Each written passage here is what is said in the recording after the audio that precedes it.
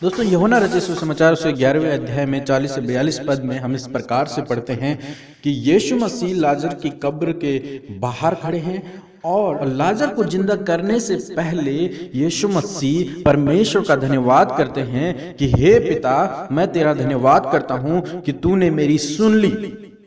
मैं जानता था कि तू मेरी सदा सुनता है। दोस्तों, अभी लाजर कब्र में है और वो मरा हुआ है, लेकिन फिर भी यीशु मसीह पहले ही परमेश्वर का धन्यवाद करते हैं कि तूने मेरी प्रार्थना को सुन लिया है और जो कुछ मैं तुझसे मांगने जा रहा हूं या फिर जो कुछ मैं कहने जा रहा हूं वो पूरा हो गया है, इसलिए मैं आपका धन्यवाद करता हूं। यीशु मसीह ने विश्वास के द्वारा ये मान लिया कि जो कुछ वो करने जा रहे हैं वो उनके लिए हो चुका है, इसलिए उन्होंने परमेश्वर का धन्यवाद किया। दोस्तों, इसी प्रकार हमें भी प्रार्थना करनी चाहिए। मत्ती रचित सुसमाचार उसके 21वें अध्याय और 22वें पद में इस प्रकार से लिखा है कि जो कुछ तुम प्रार्थना में विश्वास से मांगोगे वह सब तुम्हें मिल जाएगा या फिर वो सब तुम्हारे लिए हो जाएगा। यदि तुम विश्वास से इस पहाड़ से भी कहोगे कि उखड़ कर समुद्र में गिर जा, तो वो तुम्हारे लिए हो जाएगा। जब भी आप किसी बात के लिए प्रभु यीशु मसीह से प्रार्थना करें तो उसी समय से अपने मन में ये विश्वास पैदा कर लें, उसी समय से ये मान लें, ये निश्चय कर लें कि जो कुछ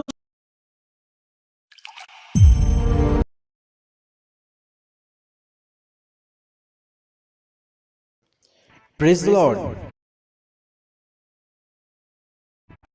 और 22वें पद में इस प्रकार से लिखा है कि जो कुछ तुम प्रार्थना में विश्वास से मांगोगे वह सब तुम्हें मिल जाएगा या फिर वो सब तुम्हारे लिए हो जाएगा। यदि तुम विश्वास से इस पहाड़ से भी कहोगे कि उखड़ कर समुद्र में गिर जा, तो वो तुम्हारे लिए हो जाएगा। जब भी आप किसी बात के लिए प्रभु यीशु मसीह से प्रार्थना करें तो उसी समय से अपने मन में ये विश्वास पैदा कर लें, उसी समय से ये मान लें, ये निश्चय कर लें कि जो कुछ आपने प्रार्थना में मांगा है वो आपके लिए हो गया है। और परमेश्वर का उस बात के लिए धन्यवाद करें कि प्रभु तेरा धन्यवाद हो, क्योंकि जो कुछ मैंने आपसे मांगा है वो आपने मुझे दे दिया है।